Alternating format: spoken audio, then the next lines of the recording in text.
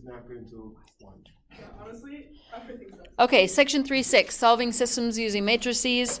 We're going to set up the matrix, so we need to learn about that first, and then we're going to solve systems using matrices. There's some rules that we need to learn.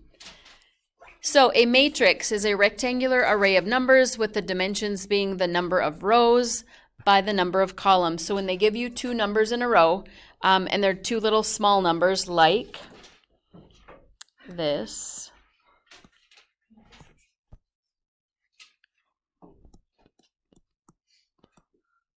it's like little sub numbers.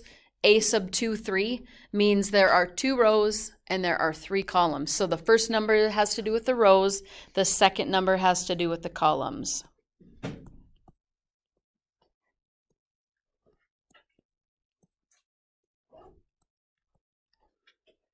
Okay, so this rectangular array of numbers is called A.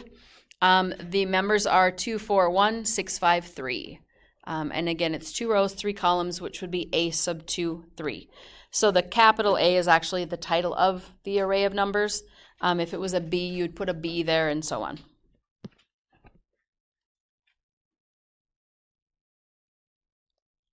So we kind of just talked about what A sub 2, 3 is. It means the second row.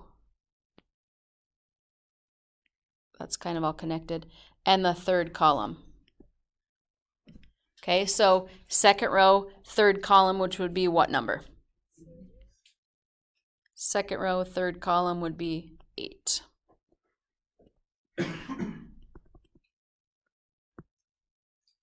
So kind of looking at just what are the members. What if I said A sub 3, 2? That is -2. So that one is this one. So that would be the third row, second column. Yes. The first one is 8, the second one is -2. Because I chose a different one, A sub 3, 2. I was just pulling out another one.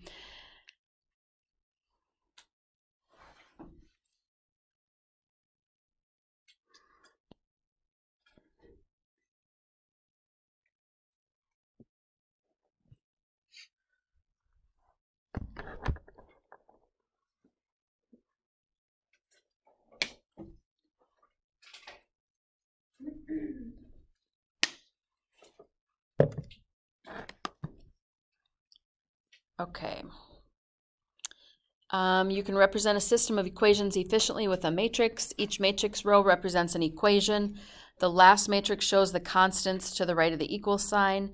Each of the other columns show the coefficients of one of the variables. So basically, that set of equations, the system of 2 equations, 2 unknowns, is the matrix right below it. Okay, so every single member kind of has a row. So when you're looking at it, if you translate this set of equations to this matrix right here, it's kind of like the first column is your X column. You're taking the numbers that go with those variables only. The second column is the Y column. Again, you're only taking the numbers out of there. The X's and Y's are kind of not used in a matrix. And then the last column is the coefficients, or not coefficients, the constants after the equals. Sometimes you might see a matrix kind of represented like that with a line through it. That's kind of where the equals goes. Okay, so some books use the line, some books do not. If you see it without, it just means the last column that you're looking at is the constant terms to the right of the equals. So translating it from equation form to matrix form is super easy. You're just basically leaving out the variables and the equals, and you're just putting them in the order that you see them. Anything that isn't included, like if they had X equals 7 and there wasn't a Y, that would be 0 for the Y part. And you can always put in 0 Y to hold that place if you're going to skip over it and put them in the wrong place. So part of today will be, can you look at a matrix and grab the right member, like A sub 3, 1, that would be the third row, first column number. Can you put a system of equations into a matrix? That's all we've done so far. So how can you represent the system of equations with a matrix? And it's kind of like a squared off set of parentheses. It's not really a bracket. Yeah, it's a bracket, isn't it? I think that's what it is. So X column would be 2, 1. Y column would be 1, -6. You can put the line, leave the line out, whatever. The last column would be 9, -1, and then you enclose it.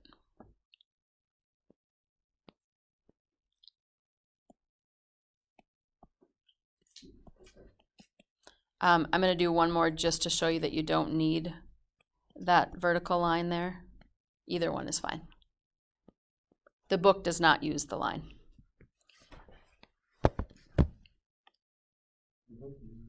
Do they? Yeah. Okay.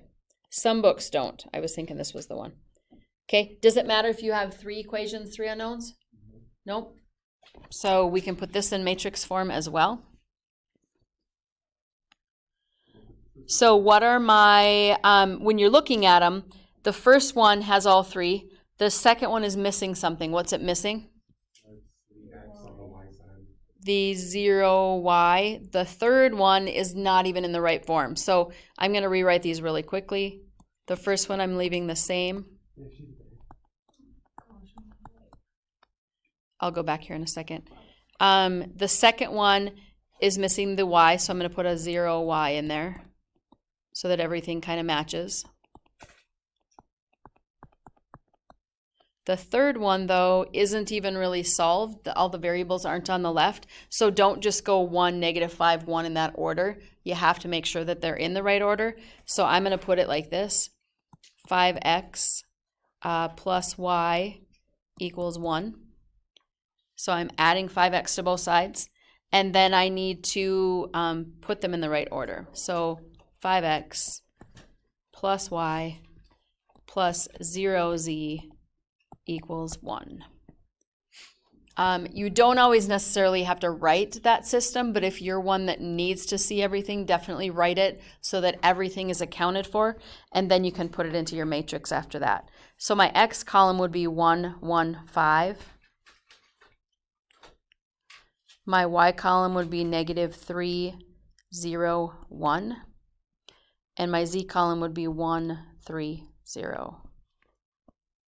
Numbers 6, 12, 1.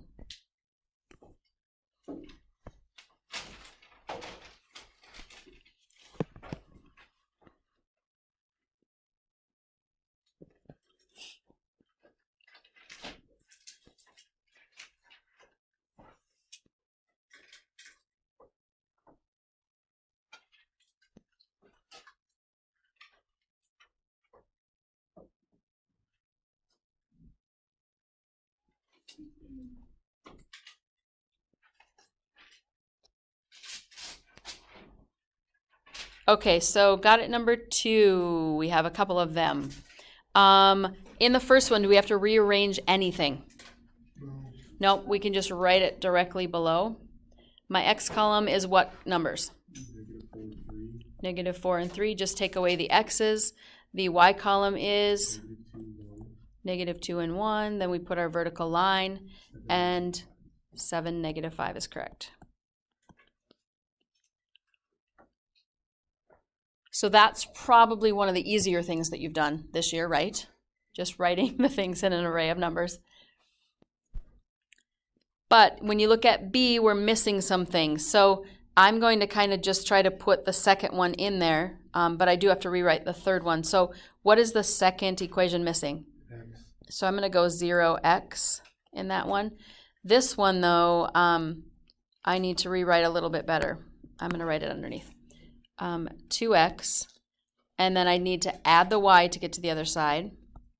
There aren't any z's, and it would equal 7. So I'm basically rewriting that one. Then we can put it into our array of numbers. 4, 0, 2, -1, 1, 1, and 2, 5, 0.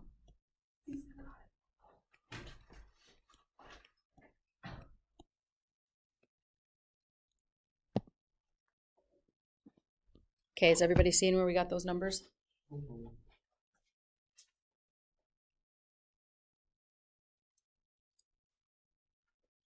And definitely if you want to rewrite all of them so that you have them exactly the way that they look, that works. So X column, Y column, Z column, numbers.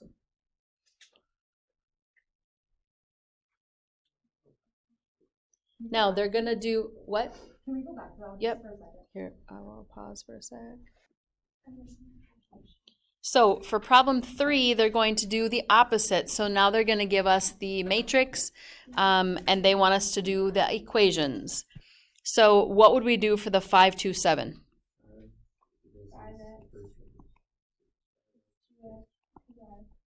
Yep, equals 7. And then 0x, which do you have to write the 0x? If you don't want to, you don't have to. And then it's going to be y equals 9.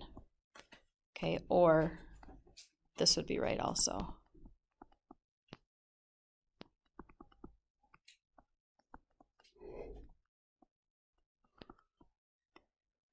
Okay, so you can either leave the 0x in there or you can take it out.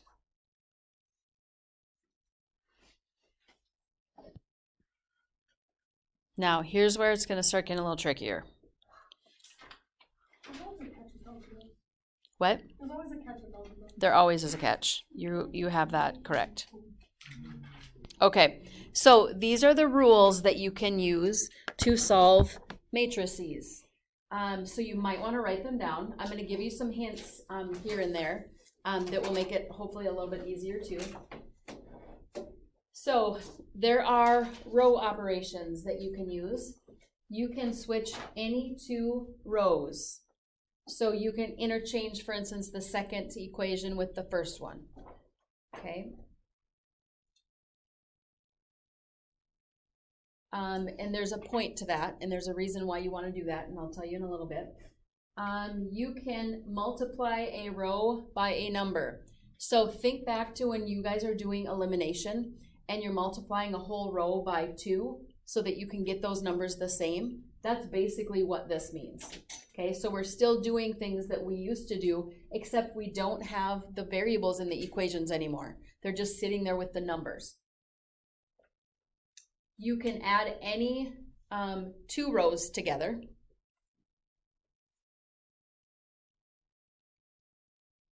And of course, you can do a combination of the 2. One of them might be, I want to multiply by -7 and add it to row 3. You know, I mean, so they're going to be like, eventually it'll be something that won't look quite so hard. The book tries to kind of separate it out and explain it in steps, which is great. I'm going to do a few things maybe different from the book so that you have 2 different ways of looking at it. So if you're struggling with what we do today, you can either come back and listen to the video, or you can look at what the book did, because it is 2 different ways, and it's totally fine to do either one.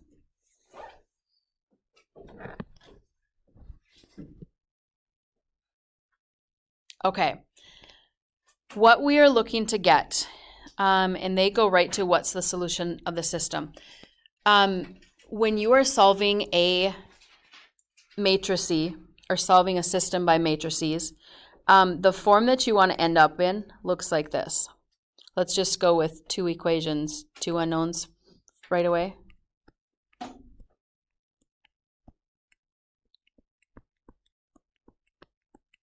Okay.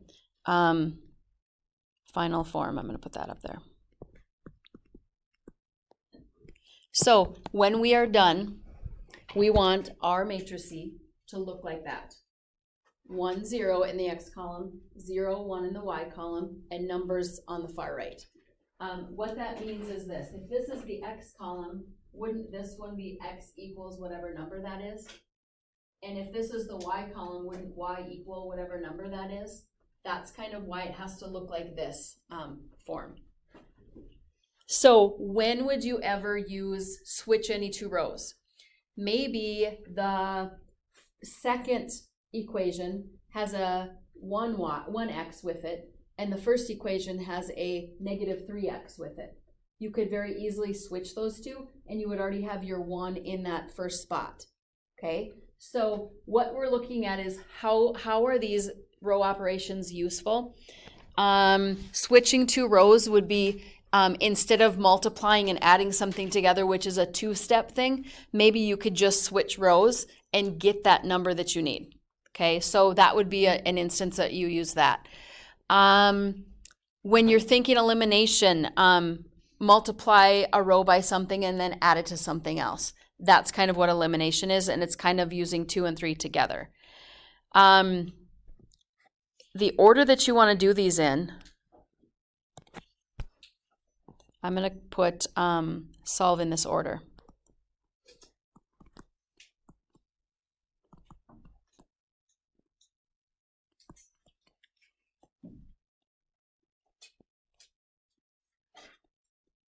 You're going to start with that 1, and then you're going to do the 0 below it. Okay, so this one is first. This one is second. Once those are pretty much solved to be a 1 and a 0, they won't change unless you're doing something that you shouldn't be doing. Okay, then you're going to move over to the second column, and you're going to start with the 1.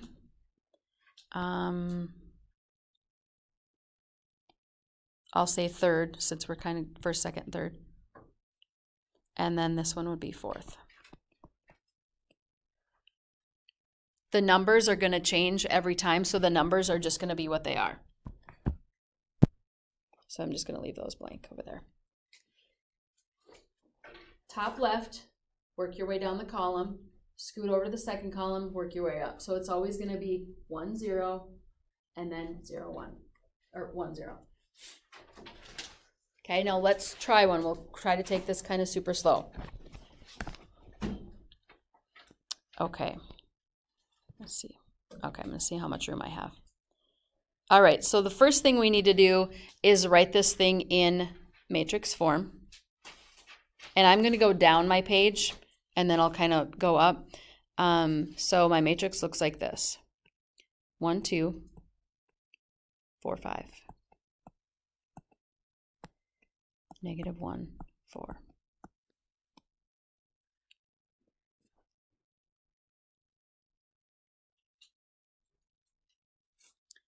Now, the first number that we're going to work on is this one. Is that a 1? It's a 1 already, so do I have to do anything? No. If they were switched, for instance, if the 2x plus 5y was listed first and this one would be listed second, all I would want to do is switch the entire row with the other one, okay, which makes it easier. So that one is done already. We're good to go. Now, the second one, I'm going to keep it in somewhat of a color. I want this 2 right here to be a 0. Okay, so you got to think, okay, when I was doing elimination, I wanted those two numbers to be the same first, right? And then I wanted to add them together because it cancels out. So when you're trying to get a 0, you're really doing what you did with elimination without the variables included. Okay, so what I'm going to do is I'm going to multiply. If I want this 2 to disappear, I need to multiply the first row times the opposite and then add them together. Okay, now there's a little thing that you need to do. So I'm going to go like this. I'm going to put it on the other side, I think, because I don't have a lot of room. I'm going to go row 1, no, 2 times row 1 plus row 2. You kind of have to give me some description of what you're doing, and a lot of times they'll either put it in the front, and you can put it in the front if you want to. I just don't have a lot of room. I didn't leave a lot of room, or you can put it afterwards. So that's kind of giving me some direction on when you're solving this, what did you do? Because in solving equations, can't we do stuff a little bit differently sometimes? We can, so I need some direction. Now, the book, I think, takes this and they write a new matrix when they're doing it. We're going to do it all in one. Okay, so you're going to grab your calculators if you need them. You're going to take this 1 times 2. Sorry about that. I should lay it down maybe. And actually it should be a -2. Put a negative in there. We have to have them opposite signs. So we're going to take the whole row times -2. So 1 times -2 would be -2. What's -2 plus 2? If I 0. add the next one. So here's what the new one looks like. And we're just going to take it one at a time. Keep that first row the same, even though it seems like we're changing it. We don't want to change it because we're going to have to change it back right after this one. Okay, so I'm just going to do it as I read it. So -2 times 1 would be -2. -2 plus 2 would give you 0. So we're adding that element in that second row. We're going to take 4 times -2. That's -8. What's -8 plus 5? -3. Okay, so again, if you need your calculator so you're remembering what you're doing, you are multiplying that whole row by -2, which would make it -2, -8, 2. You know, if you need to jot those numbers down on the side of your paper, you can do that. I'm just not going to include it because then you're going to forget to change it back. Okay, so maybe if we go like this. We'll go orange. When we multiplied, we get -2, -8, 2. Okay, just so you have that product of numbers right there somewhere and you can put it on in the margin or something. And then you go ahead and take, okay, what's -2 plus 2 is 0. -8 plus 5 would be -3. What is 2 plus 4? 6. Okay, so we're just following the directions that I wrote there in blue. Now, do I have my 1 and my 0? Now I'm going to jump to the second column. I need to make this 3 into a 1.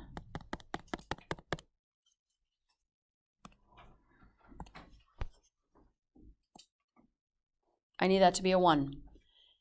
How do you make it into a 1? You multiply by the reciprocal of the number. Okay, and I'm going to put these rules here at the bottom. So we don't want to just go 4 plus -3 and make it a 1. To make 1s, you have to only multiply by the reciprocals of things. So I'm going to multiply the whole row by -1/3. The whole row.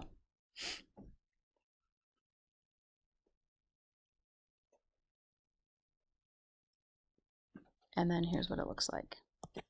And you're really only changing one row at a time, so it's kind of a lot of copying. I'm not changing the first row, I'm only changing the second one. So 0, 1/3 times 0 is 0. -1/3 times -3 is 1. And 6 times -1/3 would be -2. And definitely if you struggle with those, just type them in your calculator.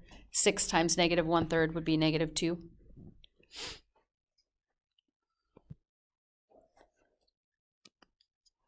And I'm going to put those hints here in on the side when I have room at the end.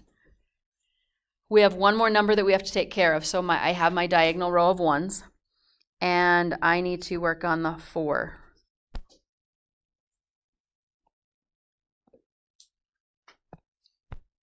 Making 0s is much harder than making the 1s, just so you know. So I need to get rid of this 4. So it's kind of like I have a 4x up here, and I have something else down here. I need to multiply the other row by it. So I'm going to go -4 times row 2 plus row 1. So I'm multiplying that second row times a 4, -4, and adding the rows together.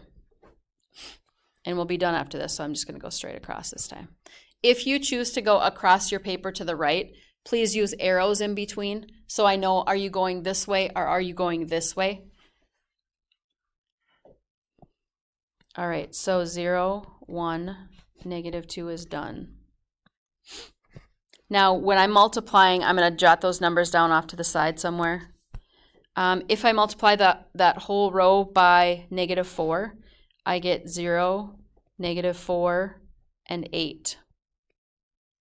So those are actually the numbers that I'm going to add to the first row. I don't know for sure if the book did that separately or what they did. So adding 0 plus 1, I get 1. Negative 4 plus 4, I get 0. And 8 minus 1, I get 7.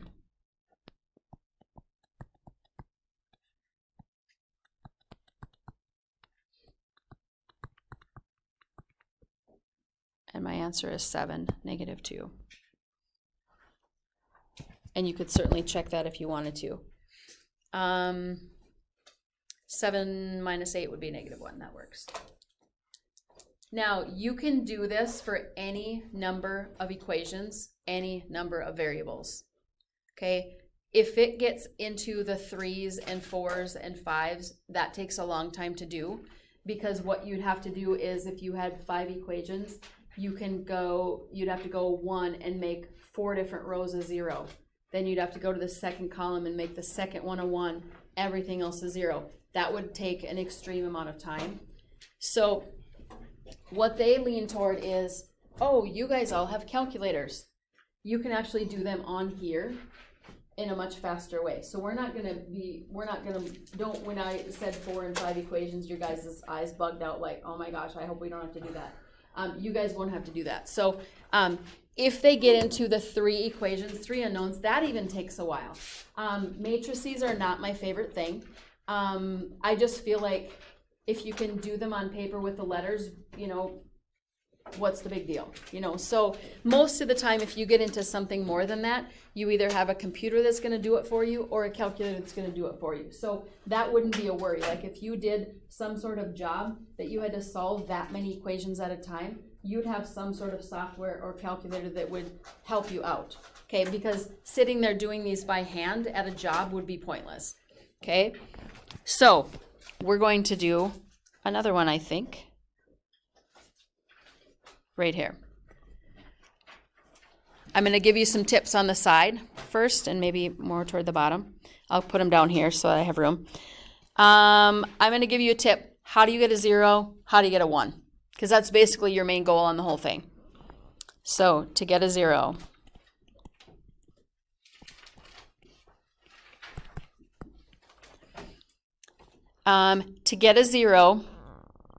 multiply other row by opposite number. So if you had a 4, you'd multiply the other row by negative 4. Yep. Like if you're for the first one and you got 1, it would, but you'd have to change it back after that. So if you're actually changing the numbers to what they are, you always have to go back to the one that had the 1 in there. So that's why I always leave it there and kind of do the work off to the side if I can. And we'll talk about that again when we do this next one. To get a 1,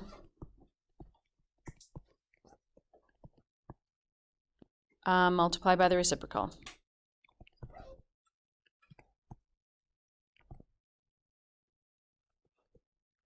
And basically, you're going to be doing those 2 things throughout the whole process. 2 things. Only it seems a lot more complicated than just that.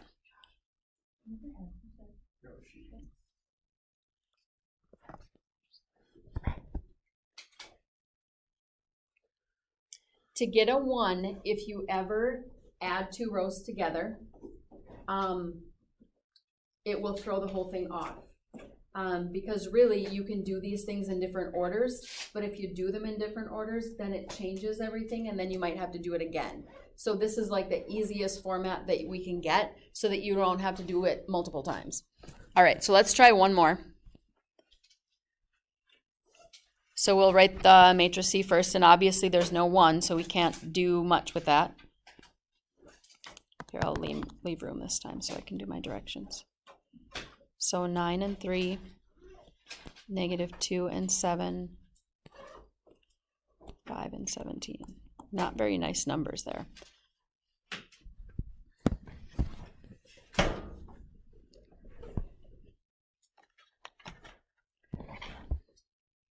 Okay, so I look at my X column and I see a 9 and a 3.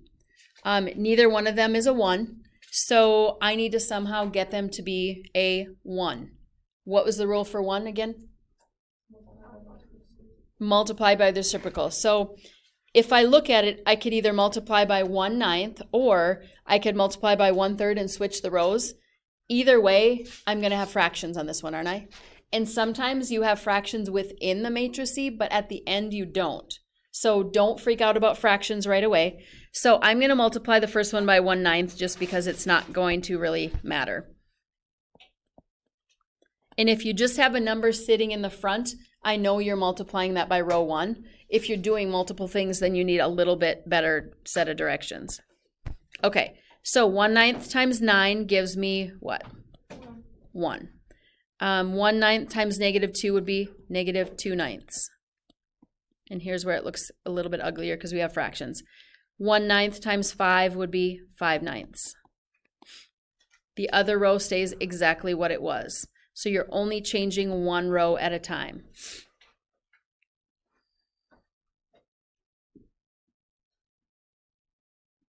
Now, what number do I go to next? I need it to be a 0. What? The which one? 3. The 3. So I need to work on the 3, and I need it to be a 0. So I need to look at my rule for 0. And the rule says I need to multiply the other equation by its opposite. So what would I multiply by? -3 times row 1, and then add them together. So then I'm going to add +2, or row 2. Now, this is where if you wanted to really write down what the numbers were, you could put it off to the side, but you don't want to incorporate it in because you don't want to really change the row. So I'm going to leave this in a different color and see if this helps this time. -3 times row 1 would look like this. -3, 6/9 would be 2/3.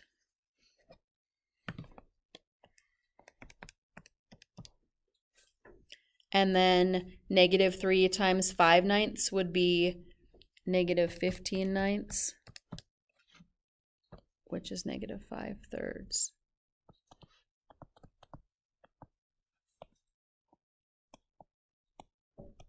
Okay, so the one that I wrote in blue is really what my head is thinking about, but now I just have to do it.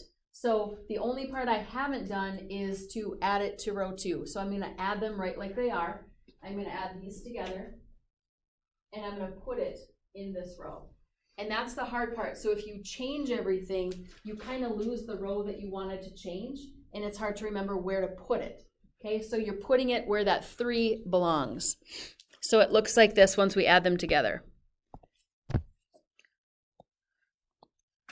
My first row stays the same because I'm changing the second one. So see how even though you multiply, you got to change it back to what it was, because if you don't change it back, then you lost your 1. And that defeats the purpose. So we're adding these together. So I get 0, 2/3 plus 7, and I'm going to keep these in improper form. 7 and 2/3, that would be 23/3. And then -5/3 plus 17. 46/3. 17 minus.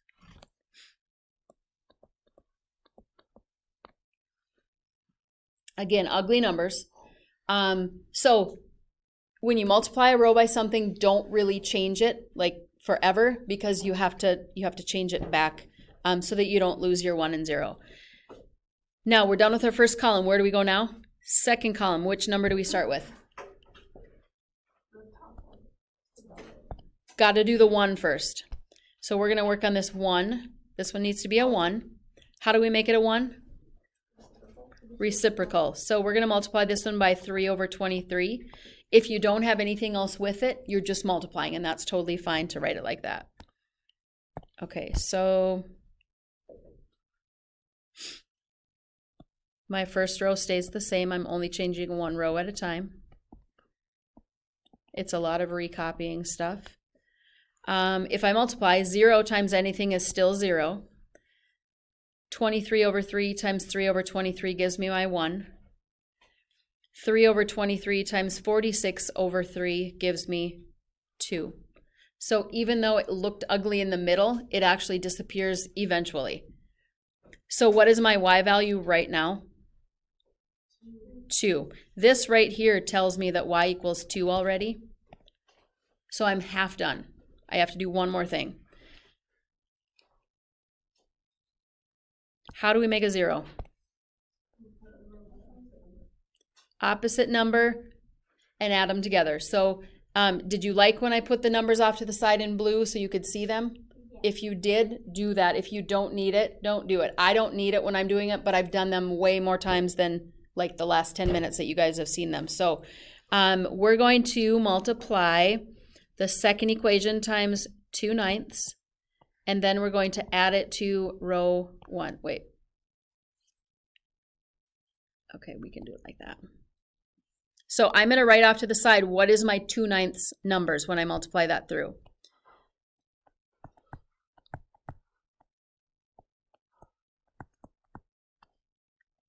Okay. 2/9 times 1 would be 2/9. 2/9 times 2 would be 4/9. Now the only holdup is, where do we put that? Do I want to change the row that I already have solved? No, I want to keep that the same. So that row is going to stay the same. The top row is changing. Okay, so I'm adding these together and putting them into row 1. 0 plus 1 would still be 1. 2/9 minus 2/9 would be 0. 4/9 plus 5/9 would be 9/9, which is 1. So this tells me that x equals 1 and y equals 2, and I'm going to put it in ordered pair form. That is solving by matrices. And do you love it? No. It's tricky. And you know, it's like, to me, for matrices, it's like, why change something that you already know how to do? You know, substitution, elimination, we got those, right? You know, maybe not the 3 equation, 3 unknowns ones yet, but you feel comfortable. So then all of a sudden you feel comfortable, and they kind of throw you out of your comfort zone and throw a wrinkle into it. So if you can follow those 1s and 0s, I will not give you any 3x3s. Okay, I think it just takes a lot of practice. So we'll stick to 2 equations, 2 unknowns. You can definitely plug it back in to make sure that you got it right. I will look through and tell you if there's any that have fractional numbers at the end. Okay, so these are not due. I think I put these for Sunday because I knew they would take a little while to do. If you get frustrated, put it away, leave, come back another day. Okay, or, you know, shoot me a message and say, I am so lost on this, come in the morning on Monday, you know, or something. I can even, like, if you say, hey, I'm lost on this, here's what I have so far, and shoot me a picture, I can go, okay, this is what you need to do next, and I can shoot you something. Not that I'm going to be on my computer all weekend, but if I see it, I will definitely shoot you a message on a piece of paper, this is what I would do next, and maybe explain it in a little bit word form so you don't get stuck, like, on number 3, and you can't do any more. Okay, so, but there is a different method in the book. I wanted to do it a little differently so that you could see 2 different ways if you needed. Keep track of how do you get a 0, how do you get a 1, and what order you're doing them in. So it's kind of like you start here and you move this way. This one is first, then you go to this one, then you go to this one, then you go to that one. And at the end it should look like this. 1 0 0 1 number, number,